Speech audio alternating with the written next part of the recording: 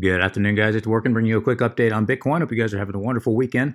We're looking at Bitcoin at the US dollar 4-hour chart on Coinbase. And last time we spoke, guys, Bitcoin was just consolidating right on top of our ascending support line here. I did tell you that my bias was a break up to test at least to this area at about $10,150. We did break up, actually wicked right up above it, but we can see the body did respect that resistance line that I had drawn out yesterday. Actually respected it perfectly, rejected there. And I mean, this has just been a scalp trader's paradise, man, just trading support and resistance. So, if you did take that trade, hopefully you did get out there, guys. Remember, we were looking at that as resistance. So if you did take that very small scalp trade, congratulations. Again, hopefully you did, you got out though. And to the downside, if you were looking to short, again, back down here to the bottom, of course, you got in very well as well. And of course, I would have gotten out here. I did not, for all full disclosure, I did not take this trade, but if you did, I would have gotten out here. And this would be a good example to where, yes, if you had held, you would have gotten a little bit more of a move down here to 9,400 going short.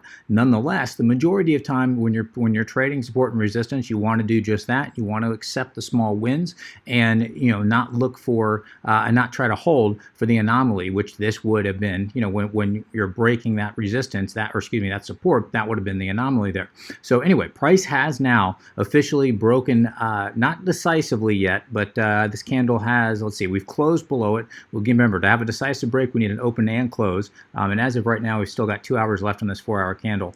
So I have not yet had a decisive break. However, this is a break. We are respecting the 9,400, which, as I told you, if this did break down, I would expect 9,400 to act as support, maybe once, twice. But I told you I had my doubts as to whether or not long term this does hold up this time. And that still is true, guys. Assuming that we do have this decisive break below 9,400 and we don't just on this candle just shoot right back above it, assuming that we do end up having that confirmed decisive break below it, my bias will be to the downside, even if we do get some upside play here. And I do think there's a possibility that we do get some upside play. We'll have to wait and see how this plays out. That being said, if I zoom in here on the 4-hour, and actually, let me get rid of the RSI because that's not showing us a whole lot. If we zoom in here on the 4-hour, we are getting hinting at.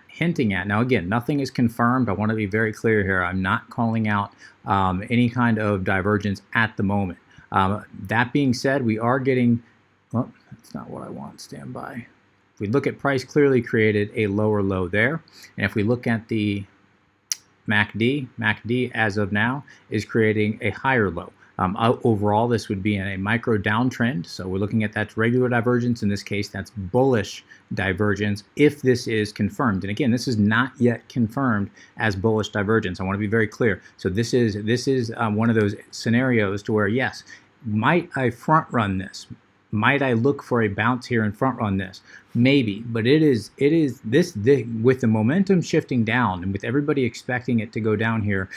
It would be a very, very, very risky play to front run this bullish divergence, this potential bullish divergence at the moment. What you would need to wait for is either this current 4-hour candle to close above the close of this prior candle here, so that would be at about 9,500. If we do end up getting more of a bullish engulfing candle that close this 4-hour closes above 9,400, then that would be confirmed divergence. If this does close at its current price point, then we create another 4-hour candle that ends up closing above wherever this current 4-hour candle closes. Again, that would confirm that bullish divergence. And again, I know you veteran traders know exactly what I'm talking about, and you're rolling your eyes. You can say, yeah, we get it.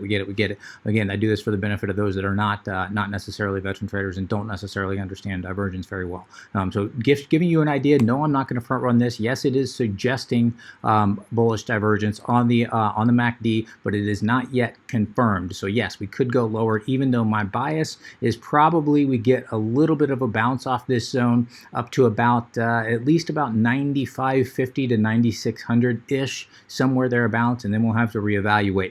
If we do get a bounce up here even higher and we come up and test this, what was an ascending support line, and we see that turns into resistance, I'm going to immediately target 9,400 again, and more than likely it's going to 9,400 would break at that point, but I would target at least 9,400 if and when that does happen. But again, we're not there yet, guys. This could break down at any moment, and this is why, again, as frustrating as it is, guys, unless you're just doing very small scalp trades, it's kind of a sit back and wait and see how price reacts here. We had this test once on last week candles 4 hour, or excuse me, the prior 4 hour. We are currently testing it again. Have not yet had a major bounce. Now we could see a nice wick below it and then a nice bounce up here. We did break down on some volume here, guys, so that this move is to be respected. But I really do have my doubts as to whether or not 9,400 does hold this time, even though, as I said, in the short term, we could see a bounce up to about 9,550 to 9,600. Looking at the 4 hour moving averages, exponential moving averages, we can see price did find support right at the bottom Bollinger Band there. Looks like we are starting to stretch it out here, which means we did break out on some volume, which is not uncommon. Let's wait and see how this kind of ends up playing out. But as of right now, again, it is threatening a potential break to the downside, even though we are finding some support right now, and even though we might get that small little bounce here. So let's wait and see how this all shakes out here, guys. It's not the time to get greedy, not the time to try to take chances. And I know that's frustrating to hear, guys. More of the time to kind of just sit and watch and see how this plays out. The bears were able to reject. We were watching this this is on the 4 hour, the 8 period EMA trying to cross above the 21. That was rejected by bears. Again, that is a bearish sign. So we do now have confirmed the 8 still below the 21-day EMA, which is still below, or excuse me, the 21 period EMA on the 4 hour, which is still below the 55 EMA there. That is a bearish setup as of right now. Let's go ahead and check the daily. Daily, we are still below the 8-day EMA, and we are still confirming below the 55-day EMA. Price did try to break above it. It was rejected. Didn't even make it up to the 21-day EMA here, guys. So that is, again, a bearish sign, and we are threatening, as we discussed yesterday, for the 8-day EMA to cross below the 55, which again would be a very, very bearish setup here. So let's wait and see kind of how this plays out. We were not even able to make it up to the 50 simple or the 21 exponential. That is, again, a rather bearish sign as of right now. Doesn't mean it can't turn around, just means as of right now, guys, I'd kind of just sit back and wait, see how this shakes out. Now, we've been discussing this 8-week EMA for quite some time now. We are trading below the 8-week EMA, as we discussed yesterday, and even though this is short-term bearish, especially if tomorrow we close this 8-week EMA below close this weekly candle below the 8-week EMA. Again, that would suggest continuation to the downside. That would suggest dropping to the mid 8,000s. Again, on the larger scale, it doesn't mean it'll happen right away, but on a larger scale, that does suggest that. We'll have to wait and see. And certainly, if we do close below 9,000 and take out the prior low of last week's candle, obviously, guys, and not only would be lower prices, but that would suggest a continuation of lower prices. Now, if I pull up our RSI here, and this is, again, looking at the weekly, and this is what I discussed last time, even though this is short-term bearish, this may end up overall be a good thing long-term. Why do I say that? I say that because we would actually, if I go from price point to price point here, obviously price created a higher low. And as I discussed a couple videos ago, looking at the weekly RSI, as of right now, the weekly RSI has created a lower low. Okay, so we already do have divergence in this case because the overall macro trend is in an uptrend, right? So we are looking at an overall uptrend here. That's going to be hidden divergence, and in this case, hidden bullish divergence. In other words, this does suggest possibly, again, we're not there yet, but does suggest possibly price breaking up further here. Now, this is not confirmed bullish, hidden bullish divergence, not yet. Again, we would have to see a weekly candle both breaking up and above, and I have a weekly candle engulfing the prior week's candle before that would actually be confirmed. But this certainly does suggest some pretty massive hidden bullish divergence, which means that even though price in the short term may continue down, maybe to the mid 8,000s, somewhere thereabouts, it would suggest the overall macro trend is still intact, and it would suggest a nice bounce off that area somewhere between 9,000 and 8,500-ish, maybe even as low as 8,000. We would actually have to take out the bottom of this wick here, which is at about 7,500, before that would invalidate the potential of this being hidden bullish divergence. And at that point, of course, the bottom may fall out and things we'd be in trouble at that point. But again, we're nowhere near there yet. As of right now, this does look like potential continuation to the downside, but still healthy consolidation. Or I should say healthy correction. Now, zooming out on the daily, we had a bit of a fake out yesterday. We did have price spike up here, guys, up to about what was it, 2,000, or excuse me, 10,250. So we did have a bit of a fake out here, guys. But overall, this is starting to look more and more, especially if 9,400 does break down. This is starting to look more and more like what did we discuss on a prior video. We just cut the wicks here, and let me just take this. This out of the picture here just briefly. If we just cut the wicks here, guys, and you know what I'm getting at, right? What is this starting to look like? It's starting to look like a potential, a very, very large falling wedge here. And yes, we could even make the argument, if I come out here to the 4 hour, we could try to make this work. If I adjust the trend line to here and here, I could try to make this work as a falling wedge on a 4 hour and just kind of accept this, or even move this trend line here. But then I don't think that's the trend line to watch. I think if this is a falling wedge, it's more than likely cutting the wicks on the daily, anchoring this thing right at the open of the candle at June the 25th, and then just following the body all the way down.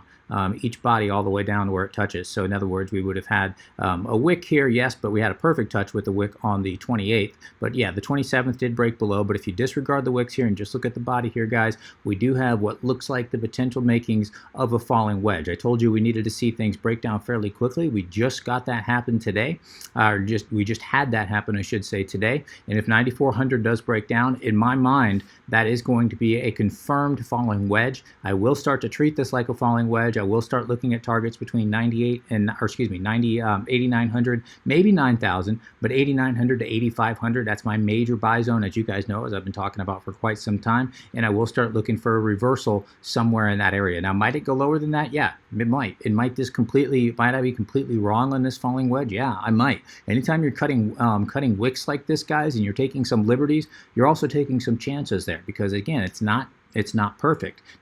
Things rarely are, but that does increase the margin for error. That does. So again, I just want to make sure I'm pointing that out, make sure I'm very clear, because none of this is financial advice. I'm not a financial advisor. I'm just telling you, for my purposes, I'd be comfortable treating this as a falling wedge, looking for targets here and expecting a nice bounce off that $8,900 to $8,500 zone. Now, what will invalidate this whole thing?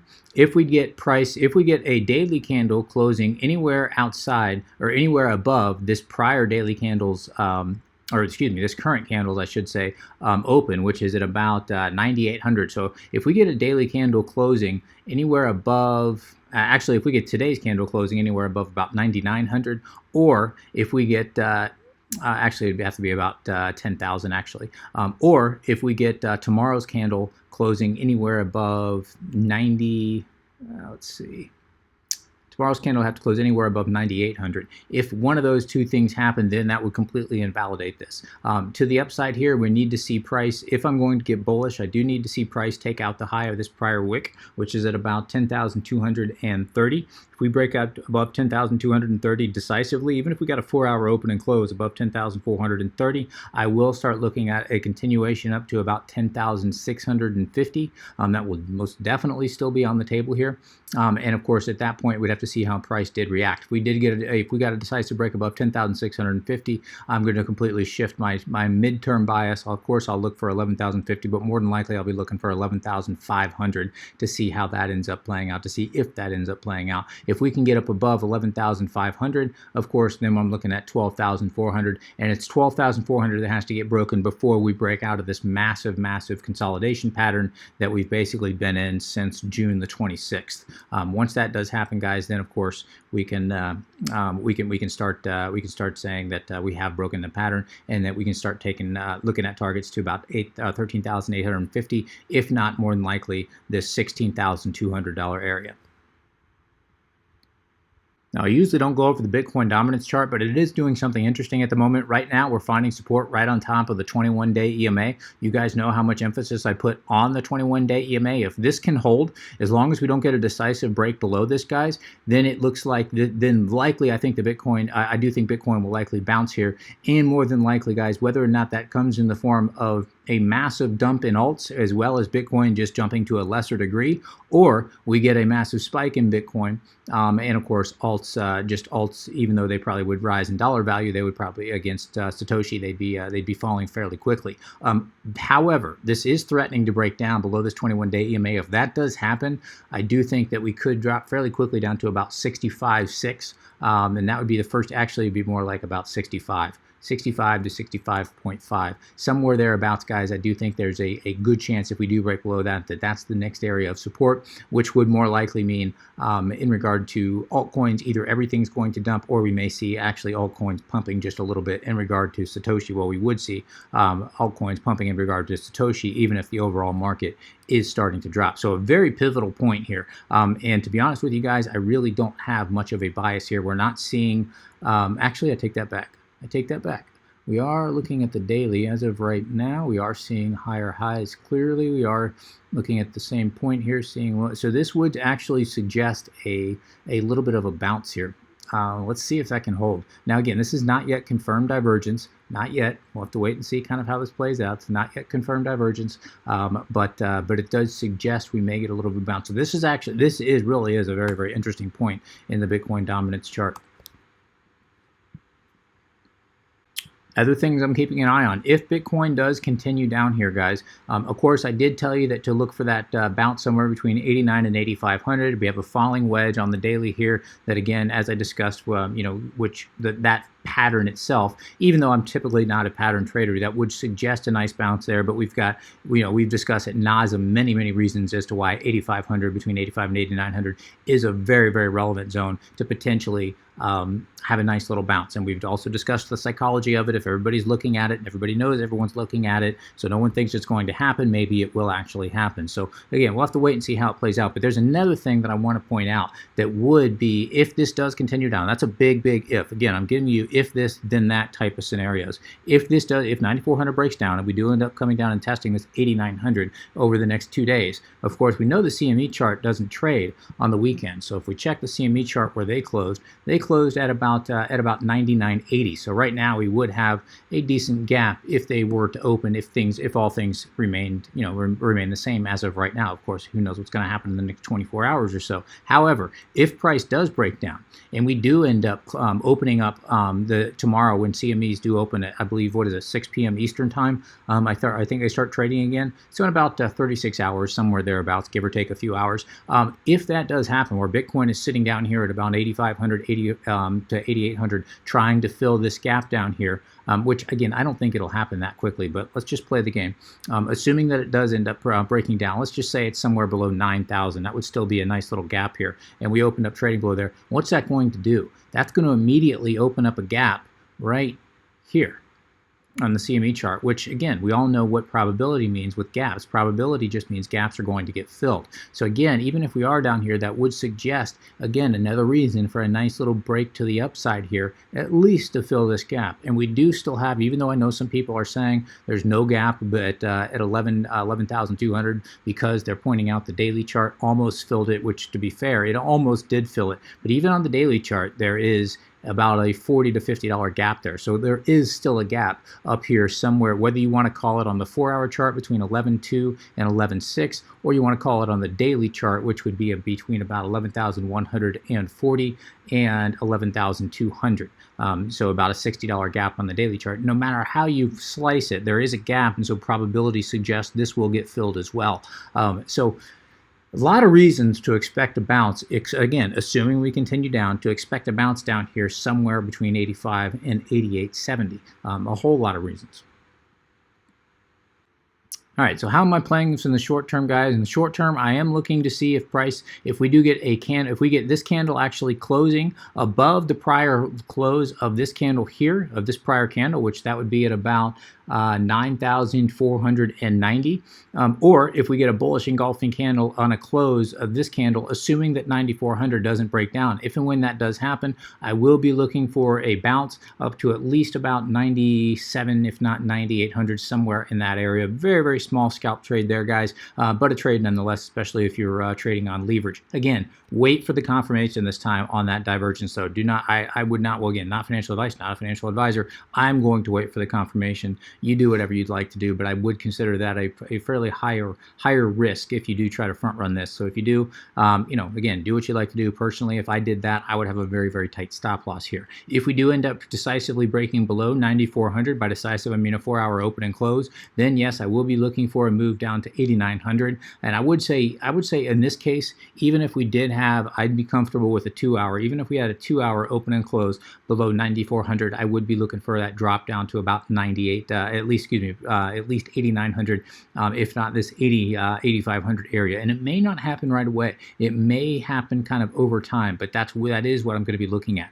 We do have some decent areas of support down here. If we look at this prior area of consolidation between about 9,400 and 8,900, there is some couple areas to expect a little bit of support here. That's why I'm not expecting, or not necessarily expecting, a complete free fall. It may take its time, but again, I do think that probability would favor a drop down to at least this $8,900 zone. Might it get front run at 8,900? It might. We'd have to wait and see how it plays out, but certainly at least about a $400 to $500 move I think would be on the table at that point. To the upside, I would need to see us break out of this. Let me go back to the daily.